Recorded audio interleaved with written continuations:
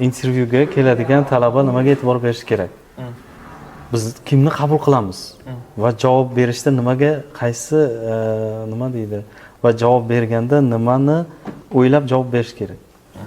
Biz maqsadiga qaraymiz. Masalan, talaba keladi, men ertaga Amerikaga topshirmoqchiman. Amerikaga topshirganda menda CV'mda volontyor bo'lgan yoki deylik klinikada ishlagan degan narsa kerak. O'shaning uchun kelyapman, recommendation kerak deydi. Biz uni olmaymiz. Nima uchun? Chunki bizga asosiy o'sha klinikani g'oyasini tushungan talaba kerak. Yuqorida men access to justice dedim.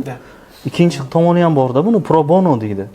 Pro bono degani u jamiyat uchun degani. Nimaga chet elda sizga ish taklif qilayotganda yoki stipendiyani ko'rib chiqayotganda birinchi o'shanga qaraydi. Nima uchun?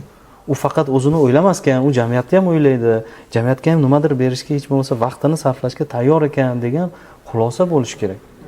Mana shu biz talabalarni o'zini emas, jamiyatni, o'zi yashayotgan jamiyatni ham o'ylashga tarbiyalaymiz. Va talaba intervyuda faqat o'zini men o'qimoqchiman, bu qilmoqchiman, men o'zimga u qilaman, bu qilaman desa biz uzr deymiz. To'g'ri, unga aytmaymiz. Lekin bu bizning strategiyamiz shunaqa, ya'ni maqsad. Hozir motivatsion letter yozish degan nima ham bor, hozir Aygerim aytdi. Ya'ni uni hozir sun'iy intellekt 2 sekundda yozyapti, biz uni bilmaymiz, u qanchalik o'ziga tegishli. Va o'sha uchun eng muhim bosqich tanlab olishda o'sha intervyu.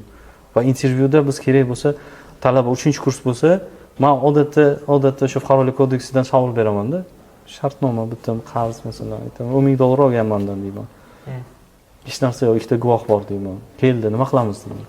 Realni bugungi kunda jamiyatda bizga murojaat qilib, shundoq o'sha talabani auditoriyadan chiqarib, bugungi kundagi realnostga solib qo'yish kerak-da. Qani u qo'llab biladimi, yo'qmi?